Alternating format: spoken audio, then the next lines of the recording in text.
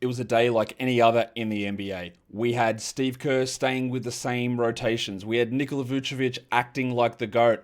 It was just all the same stuff as always. 12 games Wednesday, fantasy basketball takeaways. Michael Bolton. Thanks, Josh. It's Michael Bolton here, and it's time for another episode of the Locked On Fantasy Basketball Podcast. Let's get to it. Let's get to it, indeed. You are Locked On Fantasy, your daily NBA fantasy podcast. Part of the Locked On Podcast Network, your team every day. Hello and welcome to the Locked On Fantasy Basketball Podcast, brought to you by Basketball Monster. My name is Josh Lloyd, and I'm not talented enough to not podcast desperate. I'm also the lead fantasy analyst at basketballmonster.com, and today's episode is brought to you by FanDuel. Right now, new customers can bet just $5, and if your bet wins, you'll get $300 in bonus bets to use across the app. Head to FanDuel.com to get started. Thank you also for making Locked On Fantasy Basketball your first listen every day. We are free and available on all platforms, but also thank you for making Locked On and the Locked On Podcast Network the number one sports podcast network in the country. Awesome. Love it. Love to see it. Love to hear it. Love to know about it. And we're hitting the 100K subs on here, aren't we? Because if we do, we're getting a nickname origin show. Once we hit 100K, nickname origin show is coming. So it's in your hands. It's in your hands. In your hands. Yeah? I think this might be a bit of an unhinged show. I'm just going to give you... So if you've got 55 minutes to lose yourself in the moment, we're going to do it. It is a recap of Wednesday. There are 12 games on, which of course is the perfect amount. Why wouldn't you want every team basically playing on the one day? It makes it so easy to track everything that's going on. We're just going to get straight into the games. And we're going to talk straight away about my Orlando Magic. They beat the Knicks 124-107, but that honestly doesn't matter. And the reason that I say it doesn't matter is because that's not the story out of this game, is it? Because the two main best players, in depends whose estimation, in this game got hurt. Paolo Banchero, Jalen Brunson. Is this thing crackling? Seriously? We'll get into the game in a sec. A quick update. My new computer just arrived about 20 minutes ago, but I can't get it installed and all the software and all the programs and all the stuff set up. So we'll probably do that across the weekend. So hopefully old Snap, Crackle and Pop don't pop their head up that much anymore. But anyway, Paolo hurt. Brunson hurt. Let's talk about the Magic side of this game first. And Paolo left with a groin strain in the first half. He did not return. So you would have to think that is what is what I think will happen, right? Get prepared. They'll either come out and say it's really serious and it's 2 months, or they'll say reevaluate it in 7 to 10 days. And that'll mean he's a 2-week return. It should be 3, but they'll push it too early because they're all idiots. And that's what we're at. Now, what they did in the second half here is started Johnny Isaac in place of Paolo Banchero. I don't think that's what they'll do. I think what they'll probably do is go with a mixture of maybe sometimes Restore Black, but sometimes Tristan da Silva, and it'll be like a rotating cast. But if I had to take a flyer on anybody, I probably wouldn't, to be honest. But if I had to, it'd be Black or it would be Da Silva. It would not be Isaac in this situation. So, Paolo, we don't need to talk about what he did. What we do talk about, though, is what will happen as the biggest takeaway. Franz Wagner, 28-9, 4 assists, 2 steals and a block. Yeah, desk. Let's get up. Desi Bane. Ooh, what did you do, big fella? 22, 6 and 8. 47% from the field. He hit 3 threes. That is pod racing. That is the numbers that we want. That is why he put up big numbers in Memphis. And part of the reason I talked about why I was down on him going to Orlando is he was the number 2 guy or number 1A or 1B guy in Memphis for plenty of time the last 3 years. And he was going to be the number 3 guy in Orlando. And now, look where we're at. Let's hope it holds. As for Mr. Black, wow, bad one. Mr. Black. 23 minutes, 17 points, 2 steals, a block, 64% shooting, 3 threes. He'd been down the last couple of days. He still remains like at least a 14-team league guy, but the injured Apollo might bump him. Suggsy didn't really step up, 14 points with a 1-1, but you're not complaining too much there. While Wendell Carter, again, 31 minutes, 13 and 8. Not the best, but not bad. And I think you want to roster him in 12s at this stage. You'd hope that Da Silva did something. He did not. 8 points. Isaac had 3 and 5. And the days of Jonathan Isaac being this fantasy stud, they're done. They're completely cooked. That's not coming back. I'm very certain about that. I don't know what's worse. Is it the Paolo injury, the groin strain, or is it Jalen Brunson's ankle injury, which happened right at the end of the game? And Mike Brown gave us a ton of insight into this. He was like, yeah, he sprained his ankle. I don't really know much more than that. Thanks, Michael. What we did hear from one of the reporters was James Edwards III. He said that Brunson left the game or left the arena in a walking boot and on crutches. So, yeah, that's bad. We saw at the end of last season, he sprained his ankle and missed a bunch of time. You would have to assume here minimum a week. To me, I would guess 2 to 3. And then the question is what happens. But there's no clear one-for-one replacement here for Brunson. And we can't even look at this game for any sort of indication because it happened with like 2 minutes left. We had Deuce McBride playing 21 minutes. He had 9 points, 2 threes, 2 steals. He had Landry Shamet, for God knows what reason, playing 27 minutes. 11 points with 3 rebounds and an assist. They could start Shamet. It would be a horrible, horrible decision. But they could do that. You could also give more to Jordan Clarkson. You could also give more to Tyler Kolek. There's a lot of different ways they can go. If I was adding anyone to that group, Shamet, bad at fantasy. Kolek, just not good enough in general. Jordan Clarkson, pretty washed. I would add Deuce McBride. It's going to help everyone else, of course, just in terms of getting more touches. Brunson had 31, 3, and 6 here, and Towns had 15, 12, and 4. But OG is going to have to step up like he did last season. Like, he took 4 shots here for whatever reason. He's been great. I'm not going to criticize him too much. And then Mikal Bridges only played 28 minutes and had 6 points on 33% shooting. Easily his worst game of the season. Mitchie Robinson dropped in 8 rebounds. He is not for everybody. No blocks. Nothing apart from 8 rebounds. Sorry, that's 2 points. Not a must roster. Absolutely not a must roster. If you see him on the waiver wire, you can look at him and go, does this make any sense? But it might not, and you don't have to grab him. Absolutely do not. I can also talk about Josh Hart's game, who didn't play a huge amount in this one. Only 18 minutes. He did have foul trouble. 10 points, triple one. Maybe he can do a little bit more. I would doubt that they would start him because, like, who is the point guard of this team? Like, Deuce McBride's the only guy who sort of, like, masquerades as a point guard, but Hart's value will go up in this situation where Brunson is going to miss time. Now, we get to do the thing that I love doing, and that's talking about the Chicago Bulls. Let's talk about them because they had a game against the... who was it against? Oh, the Detroit Pistons. Just an incredibly weird game. So what was so weird about Chicago at Detroit? Well, it's everybody that was out. Chicago had no Josh Giddey and no Kobe White. That's the same as the game before, and we'll start with them. They lose somehow, 124-113. A really putrid loss from Chicago, honestly, in this circumstance. Matas Buzelis, who had been disappointing, he was great. 21 and 14, 2 threes, 34 minutes, 2 blocks, 50% shooting, 100% from the line. Love that. It has not been a great start to the season, and he's still like a top 100 player, right? So I know there's been a lot of panic. I've literally fielded questions about dropping him, which you do not do. But there are going to be ups and downs, and we just hope that it stabilizes a little bit here. What we also got is, again, and I don't think it's anything here, but is this the third time in about the last 10 days that Isaac Okoro's had a big game? 32 minutes, 15 and 4, 3 blocks and 2 threes. Now, we had to shoot 71% to get there, and Giddey and White were out, but what this does to me, like, okay, it puts him at least a little bit into the streaming territory zone, but it also gives me that, like, confidence that he will stick as a starter, and they won't go with a Trey Jones, Giddey, White combination. As for Trey, 11, 2, and 5 with 3 steals. You would hope for more in this situation, while Dosunmu got into foul trouble and had 12 points and 2 threes, and Herder had 20 with 2 steals. I would rather Herder and Jones over Dosunmu in any 150-player league. That'll bring us to your mate. Who is your mate? I hear you ask. I know you know who it is, but you're asking it a little bit. So let's talk about Nikola Vucevic.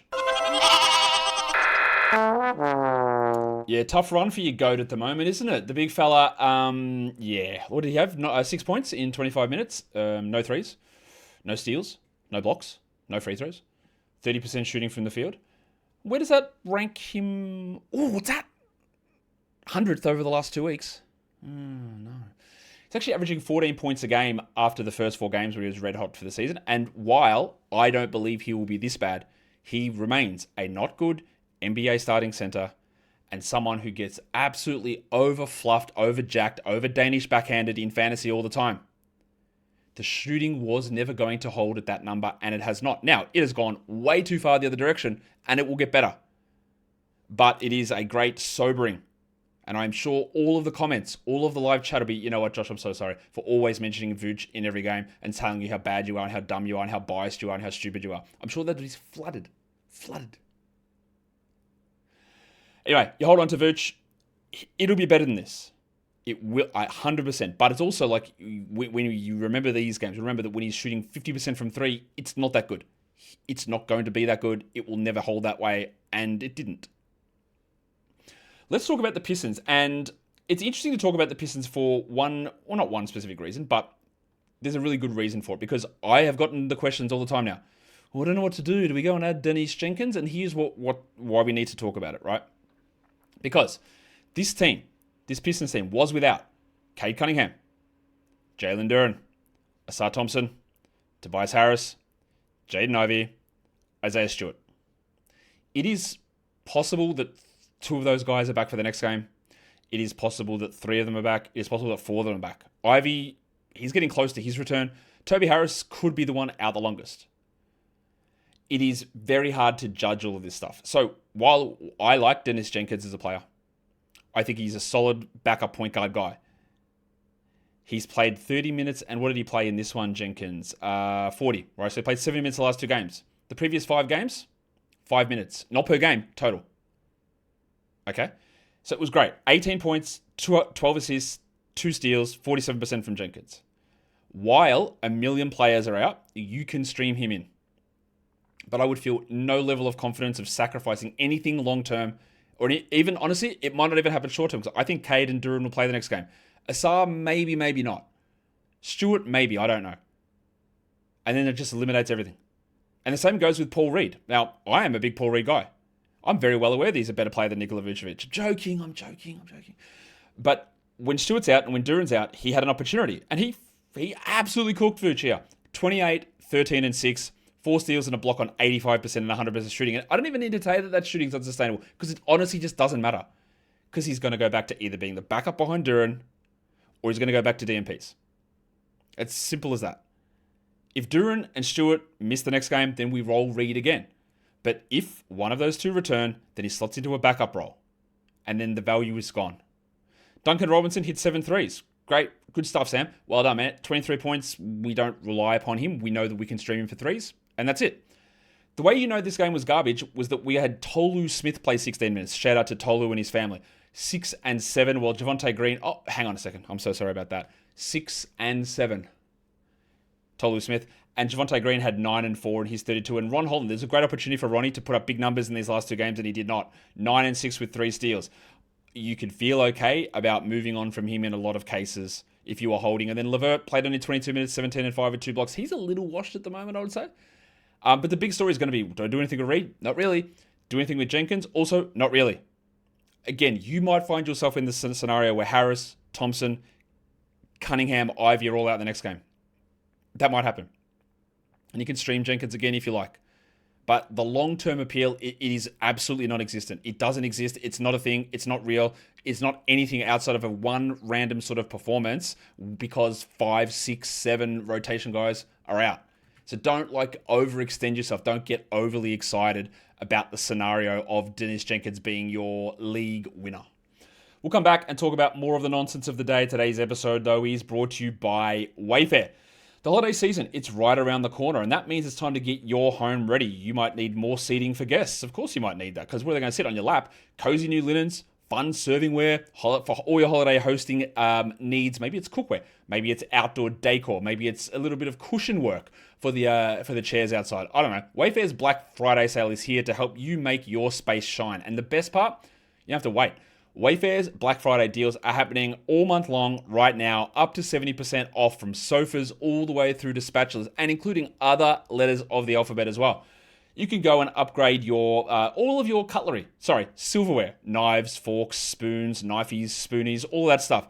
Upgrade it all. Make sure you get more of them, so when all the people drop in, you've got it all there ready to go. And don't miss out on these early Black Friday deals, because you can just head straight to wayfair.com right now and shop Wayfair's Black Friday sale up to 70% off. wayfair.com, and the sale ends on December the 7th. Today's episode is also brought to you by Built. Nobody likes paying rent, but if you're going to have to do it, why don't you get something for it? That's where Built comes in. Built is changing the game by turning your rent payments into real rewards that you can actually use. And when you pay rent through Built, you earn flexible points that can be redeemed towards hundreds of hotels and airlines, a future rent payment, your next Lyft ride, or more. And it isn't just about rent with Built. It's about giving you something and rewarding you around your entire neighborhood. Your rent is finally working for you. It's giving you shelter. It's giving you security. It's giving you your home. But it's giving you a little bit of extra, bit of kickback. Who doesn't love a kickback? A kickback. That's what Built's doing. Think of Built as your... I won't say that, actually. Probably can't say that. Built wouldn't like if I said, but that doesn't matter. Think of Built as someone giving you a birthday card stuffed with cash. Here you go, something for your hobbies. And that's what it's doing after you pay your rent. So turn your rent into rewards and start earning points around your neighborhood by going to joinbuilt.com/LockedOnNBA. That is joinbuilt.com/LockedOnNBA. Make sure to use that link so that they know that we sent you. The next game, Milwaukee and Charlotte. No Yanni in this game. So we had Kyle Kuzma, the future MVP, move into the starting lineup. And I actually had a really disturbed night's sleep last night. I was tossing and turning. My missus is like, "What's wrong?" It's Kuzma. I can't accept. Is he good? Is he playing better? I don't have to talk about him as a fantasy guy, but rest assured, I'll have to let her know, so I'll send her a message. Rest assured, right? He's bad. So we're good. We're all fine. Kuzma started, played 30 minutes, and had 8 points on 25%. And that's a huge weight off my shoulders. It's great. He had 4 assists and a steal and a block, and we don't have to add him. Thank the absolute whatever there. Whatever you want to thank. A little disturbing that Bob Portis played only 23 minutes in this game. He had 14 and 8. It's not a bad game, but it's without Yanni. Is he going to need Miles Turner out? I think he might. You can use him in schedule plus type scenarios where the schedule makes sense and you get a few extra games in, but otherwise, not a must roster. Miles Turner, 21 and 3, 2 steals, 2 blocks, 3 threes, really cooked. And the other guy who cooked was Ryan Rollins. Do not use this, though. We can fall into these traps. Go, well, he's awesome. Look how good he is. He is. But no Giannis, no KPJ. And I don't know what'll happen when Kevin Porter returns. I've got no idea. But he was great. And he ramped up and shot well because Giannis wasn't there. Well, he didn't shoot well because Giannis wasn't there. He just shot well and happened to be when Giannis wasn't there when his usage was higher. He's great and we roster him, but this isn't like a look at this guy taking to new levels. It's more of a Giannis is out and the shot went in at a high level. He's a good player, don't get me wrong, and we roster him. Gary Trent is, what's the opposite of a good player? It's probably one of these. Get that garbage out of here! 2 points for Gaz with 4 assists, while AJ Green, Big Boom AJ, had 3 points. He hurt his arm early in the third quarter, I think it was. And we don't care about these guys. They're only deeper league players. They're streamers for 3, and even that is obviously a tough ask. We had 18 minutes from Jericho Sims in this game as well, and Pete Nance played too. Pete. Should we go on to the other side, the Charlotte Hornets, where we had the same starting lineup, but we also had, last time we saw them, we saw Moussa Diabate get more minutes than the big Kolk. Ryan Kolkbrenner played 27 minutes. His wife had a kid early in the morning. He didn't get much sleep. He just came out with a 17 and 9, 100% shooting, 3-block game. This guy has been an absolute revelation. And while I liked him in drafts, I had skepticism the Hornets would start him. And also I had skepticism he'd be a 90% shooter. He remains a must-roster player. As for Diabate, it's pretty good. 7 and 13 and a steal and a block. I don't think that he needs to be rostered. But the production from the last week or so suggests that if you did roster him, it'll be okay. I still don't think that it's necessary or you need to go and run to add him, but it was good. We've got some relatively positive news on LaMelo Ball and Brandon Miller, especially LaMelo. It does seem like he'll be back maybe weekend, maybe early next week, which is going to hurt some of the guys like Colin Sexton, who played 32 minutes and had 16, 5, and 8 with 2 steals. Shot poorly, but they're good numbers. Con Knipple, shot poorly, but good numbers. 16, 6, and 1 for the big Areola with 3 threes. And we roster them for now, long-term. We'll see, but I'd rather drop Sexton than Knipple at this point. And Bridges had 20 and 6 with 6 assists. Trey Mann was fine, 13 points, 3 threes, but unless you feel that LaMelo is out long-term, and even then it probably needs Miller out too, because he's still a bench guy, he's not going to be anything more than like a points and 3 stream guy or a deeper league option, I think. Not much else going on there. Sion James started again, had 4 points, and he is just not really a fantasy option at this stage. Now we can look at a game that was just an utter destruction. This Memphis team, I don't know, man. They lost to Boston 131-95 to Boston. Yes, Ja Morant was out for, I don't know. I honestly, I don't really even care anymore. He's just annoying me so much. Zach Edey's still out. His return is coming. It was ankle soreness for Ja, my bad. And then we lost Kentavious Caldwell-Pope, but that might be a good thing overall. But as much as you don't like caving in, as much as you don't like doing this, I think that, honestly, I think they have to fire Thomas Isla. Because no one cares. No one tries. Now, I said in the offseason that the moves that they made as a front office was a team that was not trying to win. They were deliberately trying to get worse, and it started from the middle of last season. They were not doing the things to make the team better. So maybe that's okay with them. But this is like uncompetitive slop. Again, you don't want to be like, hey, you got you babies pissed and moaned, and now you get your way, the coach is not there. But, like, what is this? Do we really think they're all just going to turn around and start playing now? Like, I don't know what this is. Jaren Jackson had 18 points in 23 minutes. He had 2 rebounds. He did have a steal and a block. Overall, the line's not too bad, but, like, it's still just not good. Santi Aldama, good game from him. 14, 6, and 4, 2 steals and a block, but I can never figure him out. Bad percentages. Playing time all over the place, and when Edie comes back, what does he do? Like, is he fine to have? Like, I guess so. But I'm not going to have any level of confidence in it. And then with Jar out, they started Vince Williams at point guard. What? Vince Williams. Okay, so Vince started at point guard. He had 12, 5, and 3. That's not a bad game, and he's been playing better, but we're not running to add him. While Cam Spencer had 5 in 29 minutes. Triple one for him, but like this... Yeah, I know they've been hit, right? Morant, Edie, Jerome, Pippen, Clark, all out. By the way, Clark's out for like weeks. He's not coming back for ages. Pippen's still out for a long time as well. But it's all very bad. And the bright spot on this team has been the chicken. Cedric Howard. Kukukacha! Kukukacha! And he's actually dropping off. 26 minutes, 12, 6, and 3. Once again, no steals, no blocks, 25% shooting. He was 83% from the line. Again, there was so much that happened early from him that was real outlier stuff. Just continue to shoot at these insane numbers, and they have fallen. They will get better from this, what we're doing here, because it's not good at the moment for him at all. We're still rostering him, but again, it's like with Edgecombe. It's like just having a realistic expectation of what these guys can do. And I think that we lost a little bit of that. It was another Jacques Landale game. 11, 6, and 4 in 24 minutes. He just remains a solid enough second worst player, nice streamer, nice 14-team, 175-player league guy who would lose all of it when Zach Edey returns. But this team stinks. Jalen Wells was good last game, did 5 points here like nothing, just can't do anything. Now, what happens if KCP does miss time? Will they start Coward? I would think they would have to. But then going by today, maybe they start Vince Williams. I don't know.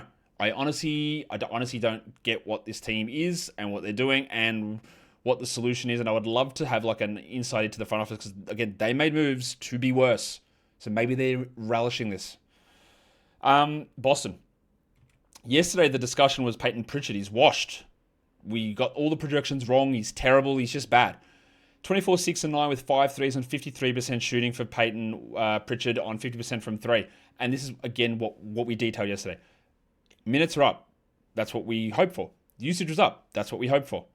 Just was hitting 15 percentage points below his usual 3-point number. And obviously, shooting 50% from 3 today is not the number that he will continue to do. But it just goes to show that it can, once it easily corrects, we're good. Derek White also decided he was going to shoot well. 20 and 5, 4 assists, 2 steals, and a block and 3 threes. And this is what we needed from both of these guys. They made the change, though. They benched Josh Minott and started Jordan Walsh. So, of course, Minott played more minutes than Walsh because that's according to scripture, I guess. This is where it gets really frustrating with this team. I thought there'd be frustration with the centers and the all front court rotation, and that's what we're getting.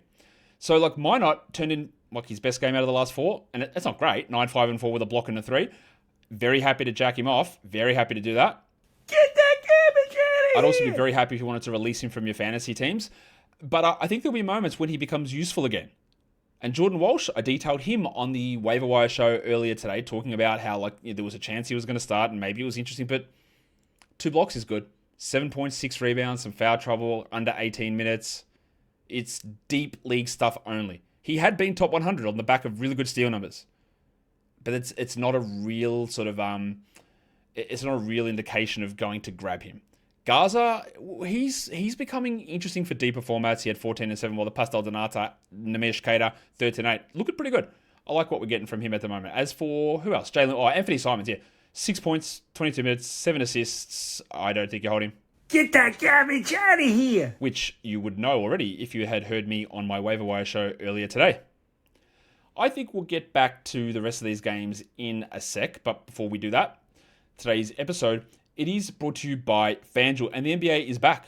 There is no better place to get in on the action than with FanDuel, the official sports betting partner of the NBA. And you know that even if you miss the start of a game, or you want to get in and see someone cooking in the middle of a game, you could do it with FanDuel because you've got live bets on everything from who's going to score next through to fourth quarter comebacks. It might even be comebacks. It might be fourth quarter blowouts. It might be someone playing the Grizzlies and you've seen them give up, like happens every single game. So you go, this is minus 10. They're going to win by 50 here. You could go and do that live bets. You could combine your live bets on FanDuel as well into a same game parlay, which increases your payout if you happen to hit.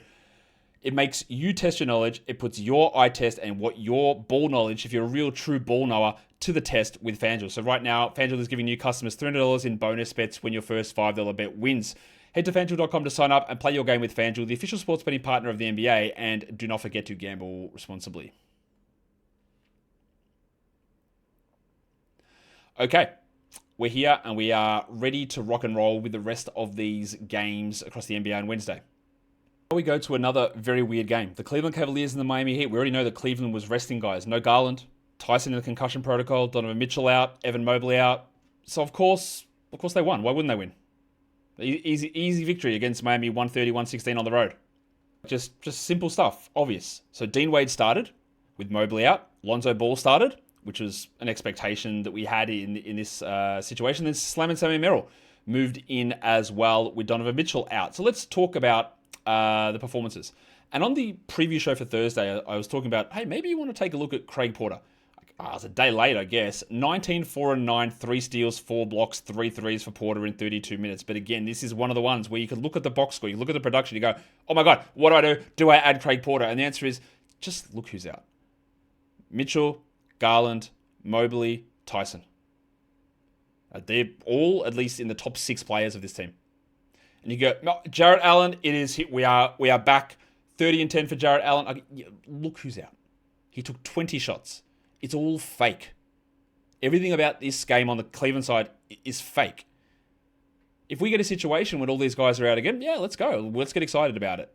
But even tomorrow, we might not have Garland. We might not have Tyson, and we won't have Lonzo. So Porter might be able to do a little bit more. But Donovan's going to play. Mobley's going to play. So there's no room for 12 shots for Craig Porter, 20 shots for Jarrett Allen. We had Naquan Tomlin play 18 minutes. Again, it's always a good idea to get an indication of how serious this box score should be taken. Naquan Tomlin, 12 minutes for Luke Travers, 13 minutes for Tom Bryant, the tank. Wade had 8 points at his start, whatever. Hunter did what you needed him to do. He remains a must-roster guy, 21 and 6 with 2 steals. And Lonzo was good as a streamer, 15, 2 and 8 steal in the block. You could not ask for any more. He won't play tomorrow. You drop him. Thanks, Lonzo. Really good value if we did that. Obviously, great from Porter. Great from Lonzo, but there's no reality in this being something that holds. Tyrese Proctor didn't shoot well, but he did have 12 points in 23 minutes with 2 threes. And again, it's really not that important because over the long term with this stuff, it's just a game where a bunch of guys were out in the midst of a heavy schedule that they just sort of punted on. On the Miami side is a little bit more important for us because they didn't wholesale rest, but they're still missing their 2 best players. No Bam, no Hero. Superman, Callaway, played 28 minutes. He had 15 and 13, triple one. There is no debating that he can put up fantasy numbers. The problem that we have to debate is that do we think that Eric Spoelstra will want to play him next to Bam when Bam returns? At this point, I think no. I don't think he will. But we roll with it for now.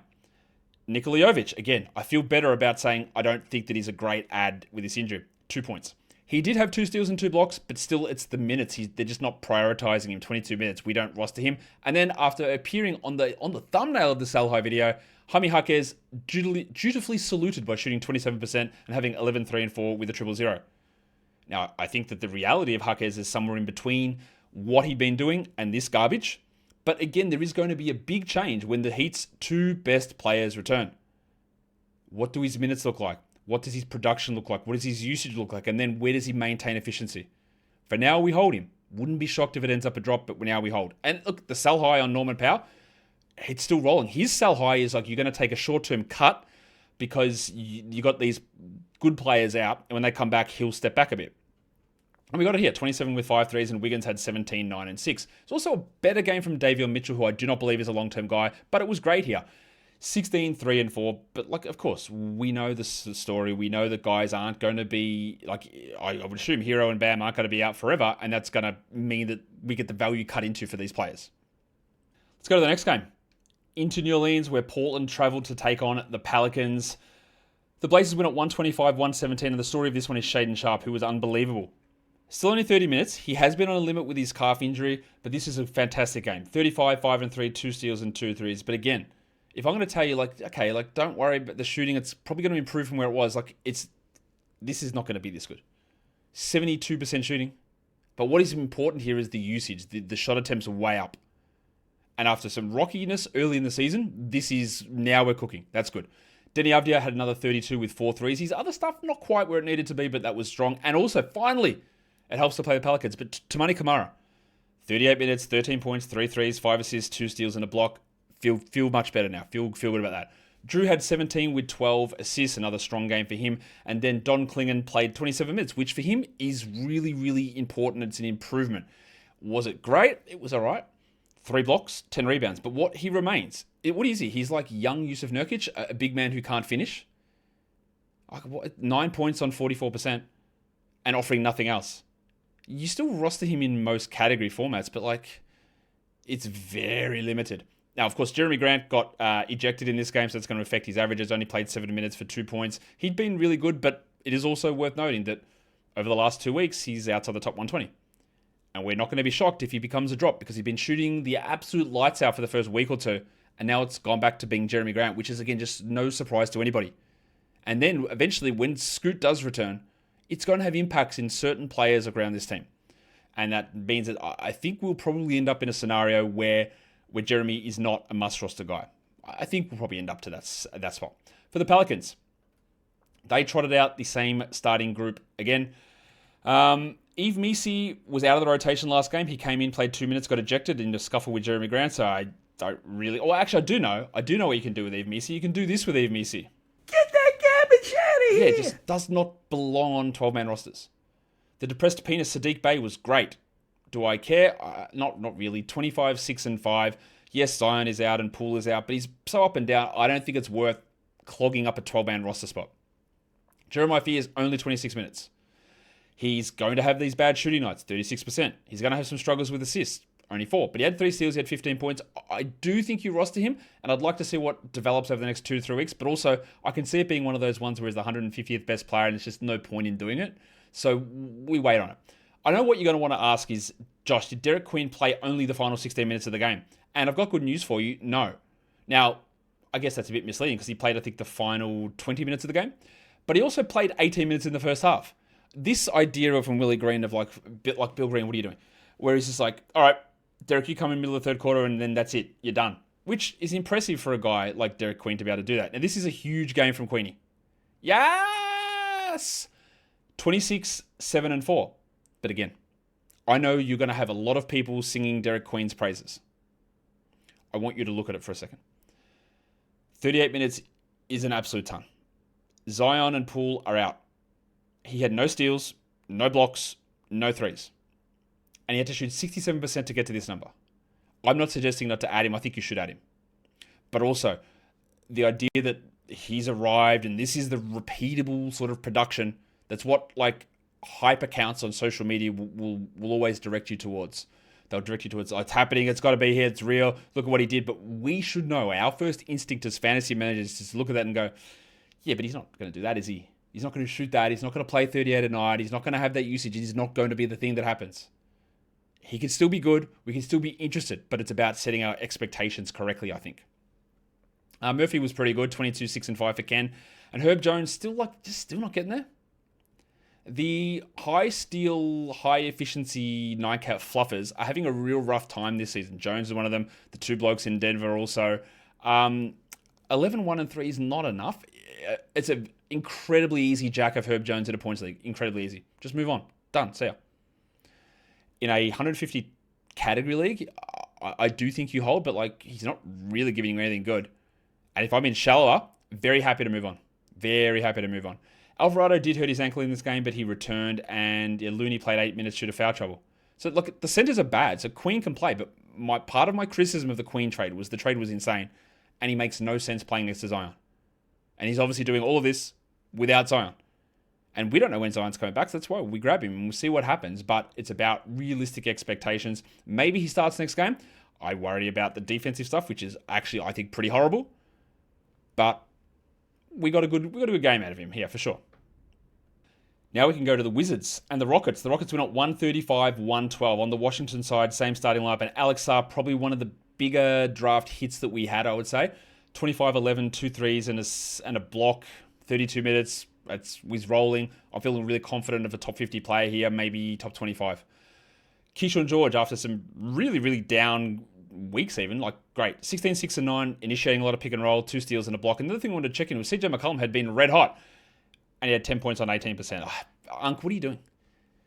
I thought we were done with you, my guy, ready to drop. Then you come out and average 40 points across 3 games, and now we're back to this nonsense. I feel solid in my evaluation of Trey Johnson in that he needs 30-plus minutes with a couple of guys out of the way because he's really usage-centric. 12 points, 4 threes, nothing else. Not a 12-team guy unless you're doing stash stuff. Get that garbage out of here! And Cam Whitmore, again, also unsurprisingly, 11 points in 25 minutes. Not good enough. I know people rushed to add him, and they heard the news that Bilal Coulibaly has no timetable to return. They go, do we go and add Cam? And I don't believe you do. I think Cam needs to start and play 30 minutes and have at least one more guy out because he's so heavily reliant on that usage. And he had a couple of good games, but it's too up and down. There's too much nothingness across other areas. What happened here? Marvin Bagley had 9 points in 12 minutes, sick. Bub Carrington had 7 in 19, and he is, the dynasty stocks of Bub are pretty low, and I was high on him in his draft, and he has done nothing but disappoint me since. And it has been bad this season, but also, like, predictably bad. It has not been encouraging, like, in the slightest. There are some intriguing things on the Houston side. They had the same starting lineup. Let's talk about Reed Shepherd. 21 points, 5 threes, 2 steals, and a block. But we're always going to be fair. He shot 72%. 73% in fact. And played a big chunk of the fourth quarter, even though the game was, it's a pretty decent margin. But to be fair to him also, the other starters were in at the same time. It is 3 good games in a row for Reed. I would not look at him and go, well, this is top 50. He's definitely going to start. He's playing 30 minutes. I don't think any of that's happening. But instead of 18 minutes, we get 25 to 26, and I do think you want to roster him. It is a lean period of the schedule for Houston, but I don't think it matters. You want him on a roster. Amen Thompson had 18 and 8, and we got defensive stats, so let's go 3 steals and a block, and Durant had 23, 5, and 4. Eason, who's still like frustratingly low, 20 points in 21 minutes with 4 threes and 6 rebounds, still remains a must-roster guy, while Şengün only played 28. He had 16, 13, and 6. We've had a real slowdown from Jabari Smith. I do think we're holding still, but 15 and 8 for him, while Okogie played 26 minutes. He had 7 points. I know that people had added him for whatever reason. You don't do that, obviously. And Adams had 8 rebounds, and there's not really a huge analysis there of that Houston team, I don't think. But the main thing is Jabari doing enough to be held? Can we stop slicing our arms off about Amen Thompson? And is Reed Shepherd doing something? And I think the answer is Amen's fine. Jabari was a hold, and Reed's pushing up, so we grab him. And I think that's where we're at with that. Now we get to talk about the foreseeable future legend, Steve Kerr, who said multiple times this season, Moses Moody, he's going to start for us, but he got hurt at the start. Jonathan Kuminga, he's starting for us for the foreseeable future. This is what we're going to go with for the foreseeable future. So, of course, today, they change up their entire starting lineup. Why wouldn't they? Because that is what they do, and that is what we know. So when you look at this and go, ooh, do I go and add these guys? Just know, like Kerr even did the thing. He did the meme and said, yeah, we're going to go with this lineup for the next game. And then for the, I don't know if he said foreseeable future, but like he said it, and then 2 weeks went a reverse course here. So Moses Moody started, Quinton Post went to the bench. Big Willie Deck, Will Richard, he started, John Kuminga to the bench. Let's start with the bucket. John Kuminga played 12 minutes. He was scoreless. He took 1 shot, and I would say that the honeymoon is over, and you're filling that bucket with the amount of jacking that's going on here. Get that garbage out of here! He was already moving to this. Did he bamboozle us, lead us astray, confuse us by saying, oh, maybe he's a different player. Maybe the fantasy value might be there. Maybe. It had been trending down, though, and it was outright atrocious here. And I'm sure, given his history and his impeccable attitude to teammates and coaching staff over the first 4 years of his career, that he will handle this perfectly. And there was nothing about this performance today was petulance of being benched. I'm sure it's nothing to do with that. Just a bad game. I'll drop him, though. I'll drop him. What else happened here? Bud Hield had... Sorry. I can't get over Buddy Hield was ranked 100th on ESPN heading into the season, like, for fantasy. Like, what are we doing? Anyway, Bill Dick had 3 points in 22 minutes. Will Richard has been impressive this season. He has looked pretty good plenty of times. But it is, again, worth noting that 1 week ago, he copped 2 DMP CDs in a row.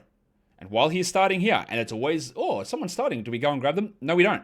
Because this is what part of the Podziemski problem. It's going to be the DeAnthony Melton problem, is that you've got 6 different guys or so that Kerr can rotate through. Like, for example, Podziemski went to the bench and played 29 minutes here, but he had 6 points. He had 4 assists, 3 steals, and a block, and that's good. But I don't feel like that he should be on a roster. He can be, but I don't care if he's not, because it's going to be ups and downs like this, and the same as Moody. He played 26 minutes, and they go 19 points, and you go, all right, it's Vince McMahon in the chair time. The eyes are turning red. And then there's no steals, no blocks, and he had 3 rebounds and 3 assists. And it's like, it's fine. But he played 26 minutes, fewer minutes than Podziemski. So what do I make of it? Like, nothing. Podziemski, Moody, and then on a lower level, Richard, they're streaming guys. Putting aside the fact that you don't trust for a single second that Kerr's going to stick with this alignment. He was bloody rotating Podziemski in post every game anyway. Yesterday, I got some comments from people that they weren't impressed with my joke of saying that Steph was washed.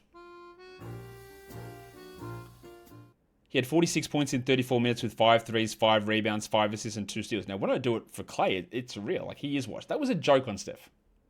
28, 6, and 8 for Jim Butler with 3 steals and big performances from those guys. And the other question is going to be, do you drop Draymond? He shot 10%, which is very much not good. 6 points, 5 rebounds, and 4 assists. And honestly, we're getting there. And I actually do think now that unless it's very tailored towards what you need on your team, you can probably just move on.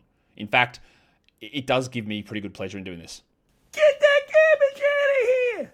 Horford had 9 points, and I don't know, there's much more to that. Let's talk about the Spurs, though, because they lose one, and the Warriors had lost like 6 straight on the road, I think it was. The Spurs lose this one at home, though, to Golden State. And let's talk about, their lineup was the same for us up. Wemby, just a casual 31, 15, and 10 triple-double. Took 22 shots and hit 50%, like an insane game. But I'll tell you this, right? Steph Castle has done things that I had no inclination that he would be able to do. He has been, I'll also say this. The first week and a half of the season, he was not good. It's over the last 2.5 weeks that he has been unbelievably good. And he hasn't fully changed my mind on it, but what is there? Like, he looks unbelievably good. And the thing that is really interesting to me here is that I thought De'Aaron Fox would hurt him. He's hurting De'Aaron Fox. Fox is taking a back seat now. And I don't think there's any chance of Harper having any value at this point in this season. I don't know what has gotten into Castle that is double-digit assists now. He doesn't miss shots. The free throws are still iffy, but he has been unbelievable. Now, it's annoying that he had a 0-0 in this game. But the form from this guy at the moment, admittedly, I know there's 80% of the season left. I'm pretty much happy to call it that I was wrong on him. I'm pretty much happy to call it now. Like, he has been ridiculously good. Harrison Barnes. Oh no, I stuffed it up. What can I use to soothe me? The pencil Harrison Barnes. Barnesy.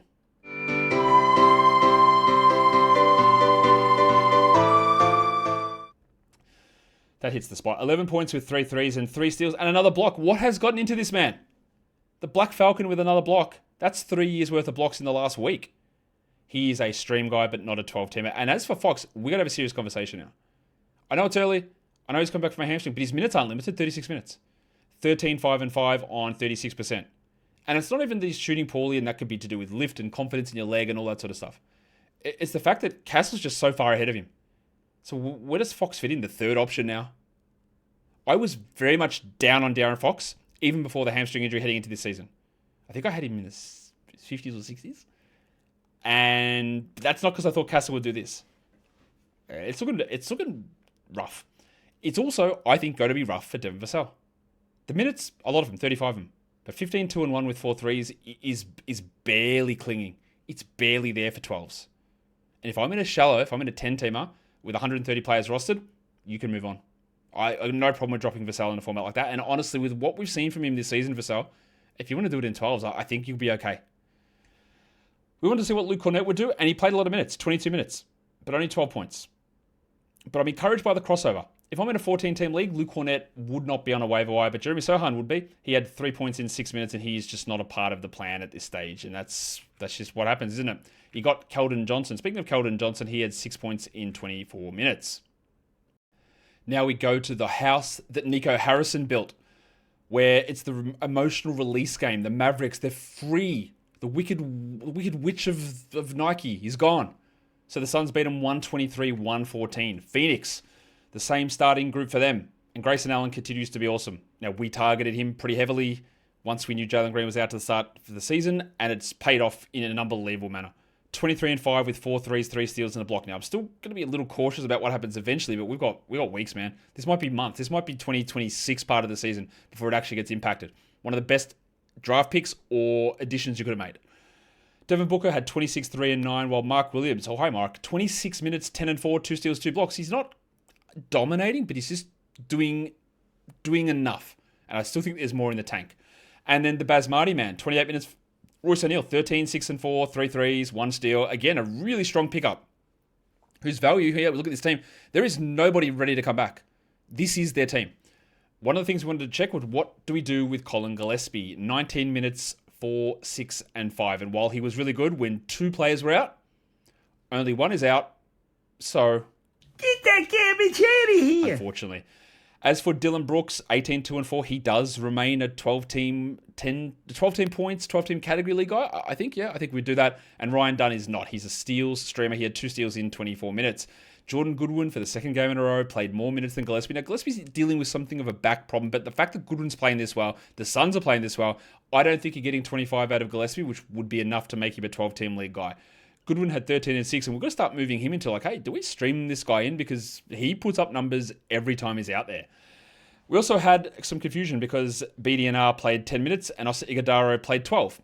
What did happen was Richards came in before Iguodaro, so he was the replacement before, but Iguodaro ended up playing more. So, because the question for that is, tomorrow, Mark Williams won't play. So do they go straight down the guts, 24-24? Does Malawach get in there? I think that Richards is probably the better streamer than Iguodaro, but it's interesting, at least now, after seeing some of that. One of the things I guess you wanted to know was what happened with Dallas? How did Brandon Williams go? Well, the answer is like really bloody well. 17, 5 and 9 with 3 steals. And one of the things we highlighted on the waiver-wire show this morning, I think it was, talking about the effective field goal percentage on his potential assists and how the assists, well, his assists were really low, but because no one could hit a shot. Well, here we go. We're ready now. I don't know what happens with this team. I don't know if Anthony Davis gets traded. I don't know if Kyrie Irving comes back. But I feel pretty good that Williams is going to have a pretty long run at being ahead of D'Angelo Russell. And he is a must-roster player. Cooper Flagg, 16, 6 and 6, 3 steals, 2 blocks, 3 threes. This is the outline of why he is going to be a top 20 player very soon. Very soon. And Gafford had 27 minutes, including a locker room trip. He had 15 and 9 with 2 blocks. Really good game from Gafford here.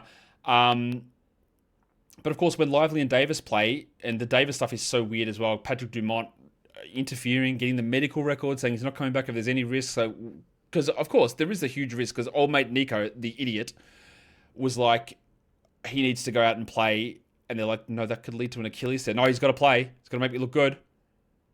Like, so now Dumont's got to go the other way, and we're never going to see Davis again. Everything is disgusting with this team.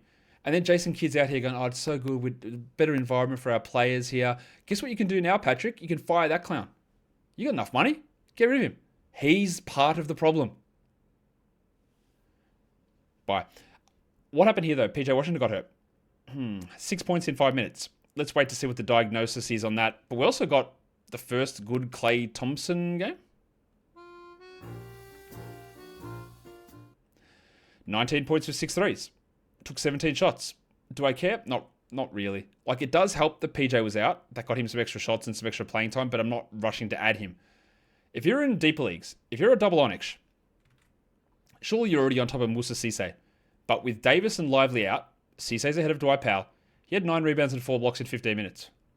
Now, he's not going to be that good most nights, but he's playing. Najee Marshall is not a 12-team league player. He's a 14-team, 175-player league guy. He had 12 and 4. While let's check in on Max Christie. Pretty good. Again, sits more on the 12 fringe and the 14 must. 12, 6 and 7 with a block, but his role feels locked in, and it does. I think this is the final nail for D'Angelo Russell. Get that garbage out of here. He has resurrected before, but he played 14 minutes. He had 5 points. And in the end, I was correct to not target him in drafts and to drop him early, which I feel good that I judged that he was bad. No offense to him. I hope that, I want everyone to succeed, but yeah, you know. Now we can go to this blowout. The Lakers and the Thunder. The Thunder win 121-92. Oh, yeah, it's on the second half of back-to-back for OKC as well. The Lakers trotted out the same lineup, and Luka Doncic, Probably easily his worst game of the year, 19-7-7 on 35% shooting. In fact, probably the best Laker in terms of fantasy value was the Japanese pencil, the Enpitsu.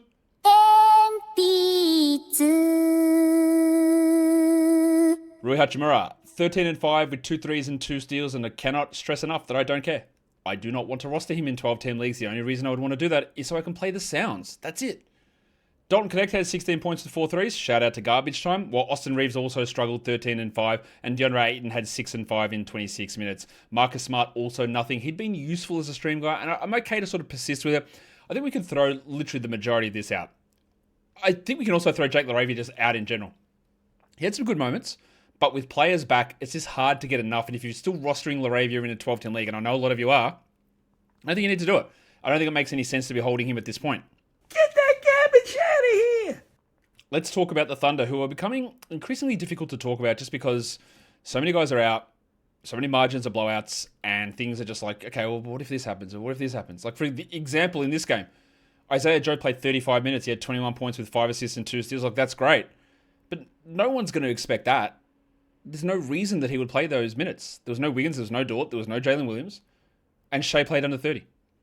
Yeah, Shea scored 30 with 9 assists and 2 steals, but like, this team is just so good. 26 minutes for AJ Mitchell, 14-3-3 with 3 steals. He is a guy that we hold for now. We roster him for now. I think later on he won't be, but I don't know because this team is all over the place in terms of being too good. Like, Chet played 20 minutes. Hartenstein played 20 minutes. The Hong Kong mattress, Cason Wallace, got his 2 steals, but he played 24 minutes. But with that one, I'm feeling pretty good about saying that he is jackable. Get that garbage out of here! And you know what I mean with Cason Wallace. You don't have to drop him. If you are desperately reliant upon his 2+ steals per game, you hold him. You don't do anything. But no one should be looking at this and going, I can't possibly leave Cason Wallace on the wire. I'm missing out on so much. I don't think anyone should look at it that way. He's a one-category guy, and that's fine for some, and it's actually detrimental for others. If you are not going to compete in steals, or you're already so far ahead in steals, adding him to your team and playing him just takes away from your other areas. And that's where rankings require nuance. The value of a player would tell you that he's a top 50 player is actual garbage because if you don't need the steals, then it doesn't mean anything. And you've got to be really cautious about how you judge that stuff. So overall, this team is just dominant, man. Like, and their second best player, you could argue with, hasn't even played a game yet. Crazy. Now we creep towards the end of the day, and the Atlanta Hawks on the road just take on the haters and the fakers in Sacramento, and they beat them. They smashed them. 133-100. Nickeil Alexander-Walker returned. That meant that Keaton Wallace moved to the bench. Let's start with Alexander-Walker, who played only 22 minutes here. Why did he play only 22 minutes? Did he get injured or something? No, he was just a casual plus 44 during that time as they just destroyed them. 14-6-4 with 2 blocks. Make sure no one dropped him. Jalen Johnson, 24-10-8 with 2 threes. 90% shooting. Not going to be that good, but who cares? In fact, we're looking at all of this stuff here. Like, I don't really know what to do with it because it was such a blowout that the minutes are spread all over the place. Now, Yahoo's most hated player, Vic Krejci, played 24 minutes. He had 13, 4, and 6 with 2 blocks. That's a pretty good game. Maybe that justifies it. It doesn't. It's realistically just because of the way this game played out. And with Alexander Walker back, I wouldn't be bothered holding on to Krejci in nearly any circumstance. But he did his job. But overall, this is just a game where we got big performances. Ricochet dropped 15 in 22 minutes. Still not rostering him in 12s, by the way. But overall, they won so easily. The game was over so early that you don't judge a huge amount out of this game and the production and the rotations and who's got minutes because it was done incredibly quickly. I still expect the Porzingis sits tomorrow on the back-to-back, despite playing only 24 minutes here in this one, and he had, 13, 4, and 6. I think I read Porzingis' numbers out for Krejci before. Porzingis had 13, 4, and 6, 2 blocks. Krejci had 11, 3, and 4 with 3 threes, which is still okay, but it's only 21 minutes. So again, shouldn't have been added. Not a 12-team guy. Not even a 14-team league guy. Let's talk about this absolute disaster. Like, Vivek needs to sell. Like, this is the worst franchise, the biggest clown franchise in the NBA, the biggest clown owner in the NBA, a general manager who I'm not sure knows exactly what he's doing, and a coach who's in over his head. And a bunch of misfit toys all put together. And one thing I do want to say to you, you will look at this game, and you will notice some performances, and there's 2 things to be very, very, very cautious of. Malik Monk did not play. Zach LaVine did not play. Keegan Murray still has not played. So you look at it and go, Keon Ellis played 31 minutes, Josh. Surely we go and add Keon Ellis. No. He had 20 points with 6 threes and 2 steals. It's great. We want him to play these minutes. But Monk and Levine, I don't expect they're out long term. Now, you could do it. You could stream him in and hope that he finds enough role, but that is like 34 minutes for Levine, 25 minutes for Monk, 60 minutes of play and a million shots taken out of the rotation. Westbrook started next to Dennis Schroeder. Schroeder played 26 minutes. He had 9, 3, and 4. We're very, very comfortable in giving him the old Jack. Get that garbage out of here! What's German for Jack? Hans? Probably not. But anyway, we can move on from him. While as for Russ, he had 10 points on 36%. He had no steals, no blocks, 2 rebounds, 3 assists. And this is the true Russ. Sorry to Russ fans. Now, this is the Russ that has happened over the last few years. He had a really hot start to the season here. But overall, I find it hard to believe he's going to maintain 12-team value. For points, maybe. And you can have him while he's now. But we've already seen over the last week, bench for Precious Achiuwa. 30 minutes off the bench, then back into the starting lineup again and doing this, which is nothing. Nothing on the team makes sense. Nothing fits. And I've even told you about the worst performer of the day, and that's Domantas Sabonis. And the numbers aren't terrible. 12, 5, and 2 with 2 steals. But bro, he was a minus 38. He's bad. Could he be my new Vooch? He's just not a good player on court in terms of building around him. And just, the injuries have really bothered him this season, but I faded him really hard this season. He's been way worse than I anticipated. I think he's going to improve from here, but it has been a disgusting start. We got 30 minutes from Nick Clifford. We got 20 minutes from Precious Achiuwa. We got only 19 from DeMar DeRozan, who also is very much headed this direction. DeRozan had 4 points in 19 minutes and currently is ranked just inside the top 100.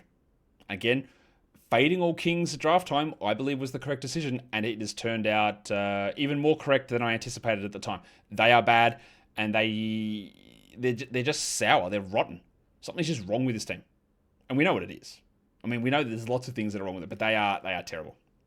Sorry for the haters and the fakers. I hope you're still going to be here, again, standing on business. I am, Doug. I'll stand on it. You're bad. You suck. You're never going to be successful with the way this team is constructed. And I feel sorry for the fans. And now we can do the final game of the day. The Nikola Jokic's beat the LA Clippers 130-116. The Nuggets went in with the same starting lineup, but I don't think they will in their next game because there were 2 injuries in this game.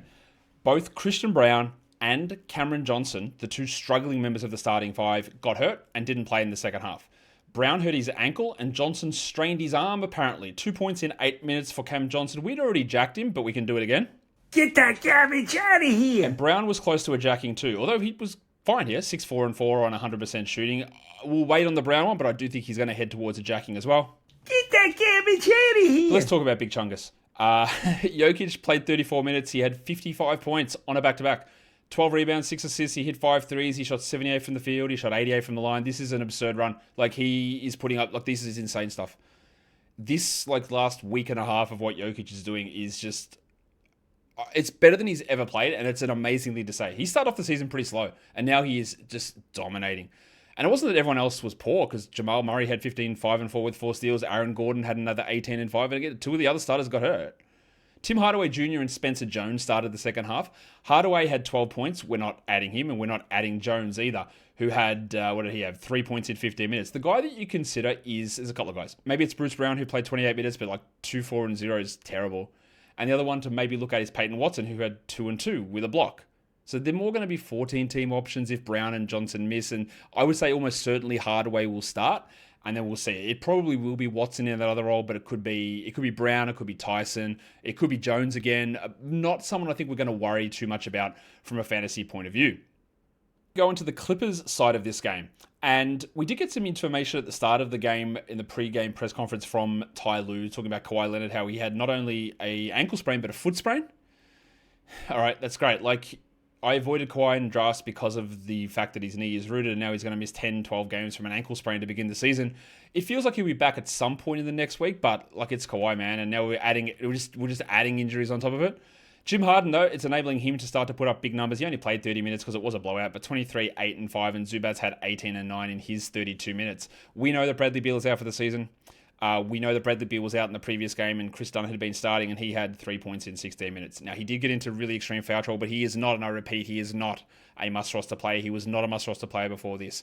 and neither is Bogdan Bogdanovic, who'd been out of the rotation but got 20 minutes in this one. There's a large part of that is done having foul trouble, but there's no reliability there. The guy that sort of popped off out of nowhere, and the guy they'd been using was Cam Christie, but it wasn't him. It was second-round pick Kobe Sanders, who ended up with 9 points in 25 minutes. He fouled out. This is still only a deeper league one, but are we just going to rotate all of these guys through? I think that it sort of feels that way. And John Collins was is he washed? Because he is starting, right? But Kawhi is going to come back and someone's moving to the bench, whether it's Jones or whatever it is. But Collins, even in his starting role or opportunities, he's not doing anything. Yes, we hold him. But I'm not going to tell you that when Kawhi comes back that he's safe. I think he could end up being a drop in that scenario. They are terrible at the moment. Actually, the other guy that popped up, Jordan Miller, who is a player I like. 22 points with 5 threes, but trusting Ty Lue to use him every night. Again, considering this is the same team that played the last game and Miller did nothing. So the done foul trouble just opened up a bunch of different things on this team. And I honestly, I don't think that Beal being out makes anybody a 150-player league must-roster player. I think we got... you could look at Miller and say, okay, maybe he's a rosterable guy, but I don't think there's a huge level of repeatability in what Jordan Miller did there, unfortunately, as much as we might like him. Let's do the monstrous line of the night. How often does it happen where someone gets back-to-back monstrous as well? Jokic has done it. 55, 12, and 6 on 78% shooting. This guy is just... It's actually insane what he's able to do. The waiver wire line of the night, we know why this one happened. Doesn't mean it wasn't still ridiculous. Basketball, Paul Reed. 28, 13, and 6, and a casual 4 steals and a block chucked in there as well. If Stewart and Duran are out, there's your answer. Your young gun of the night, the best performance from a first or second year player goes to Matas Buzelis, who had 21 and 14 with 2 blocks. A lot of options here. There was Steph Castle in that mix as well. And your dud of the night, I had a lot of guys I could have chosen. I didn't do the thing that you think I did. I didn't do it. I went with John Kuminga, who had 0 points and 4 rebounds and 0 assists. I could have done Russell Westbrook, and that would have made me laugh. I could have done Nikola Vucevic, and that would have made me laugh as well. But I didn't. It was Kuminga. And that is the end of an absolute monster of a Wednesday. 12 games, weird things, blowouts, rests, big performances, big decisions for making. That's where English should come in, and unfortunately, I don't know how to speak it anymore. All I'll tell you is we're hitting 100K, so sub it up, bang it, double bang it. Thanks. We're the #1 podcast network. Thanks to you guys. Let's bring it to 100K. Thanks to you guys. We are done here. Thank you so much for listening, everyone. See ya.